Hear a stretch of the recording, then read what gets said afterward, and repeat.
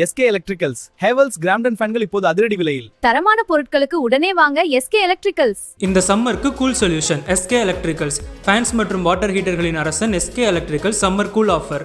Fan brands Crompton, Havells, Usha, Orient electric, Atomberg, super fans, Remi, Polar, V Guard, Polestar, Almonard. Water heater brands Venus, V Guard, Racold, A O Smith, Havells அனைத்து முன்னணி பிராண்ட்கள் available. Crompton high speed fan ரூபாய் 1550 மட்டும். Showroom locations NSC Bose road, Govindappa street corner, Parrys. Anna Salai, Spencer plaza அருகில் mega showroom. Adyar telephone exchange அருகில் D நகர். Offer உள்ளவரை மட்டும். SK electricals, quality and trust since years. தேர்தலுக்கு முன்பு திமுகவை முன்வைத்து சூதாட்டத்தை நடத்தினார்கள். அகில உலக அளவில் இது நடைபெறுகிறது. இப்போது தேர்தல் வாக்குப்பதிவுக்கு பின்பு விஜயை முன்வைத்து இந்த சூதாட்ட காய்களை நகர்த்துகிறார்கள். தேர்தல் முடிவுகளுக்கு பிறகு அவர்கள் ஏமாந்து போவார்கள். முன்னாள் டிஜிபிங்கிறதுனால அவர் சொல்றது சரியாயிருமா? ஆமாம், பிட்டிங் தான் இது 100% பிட்டிங். இந்த சூதாட்ட நடவடிக்கைகளுக்கான ஒரு மீடியா ஹைப் இது, அவ்வளவுதான். நீங்கள் நாளைக்கு தேர்தல் முடிவு வரப்போகிறது, பாருங்கள்.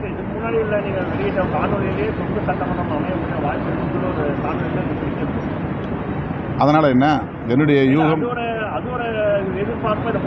இல்லை அந்த மாதிரி இல்லை. களத்தில் நான் நேரடியாக 40க்கும் மேற்பட்ட தொகுதிகளில் பிரச்சாரம் செய்திருக்கிறேன். எங்கள் தொகுதி 8 தொகுதினா தோழமை கட்சியினுடைய வேட்பாளர்களுக்கும் நான் பிரச்சாரம் செய்திருக்கிறேன்.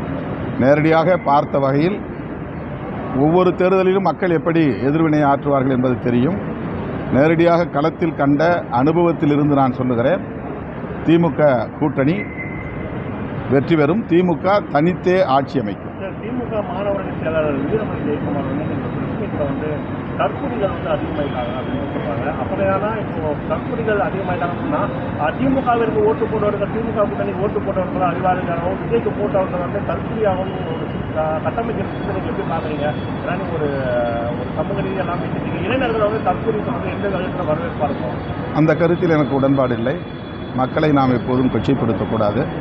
நமக்கு வாக்களித்தாலும் வாக்களிக்காவிட்டாலும் அவர்கள் நம்முடைய மக்கள், வாக்காளர்கள். அவர்களை உரிய முறையில் மதிக்க வேண்டும் என்பது என்னுடைய வேண்டுகோள்.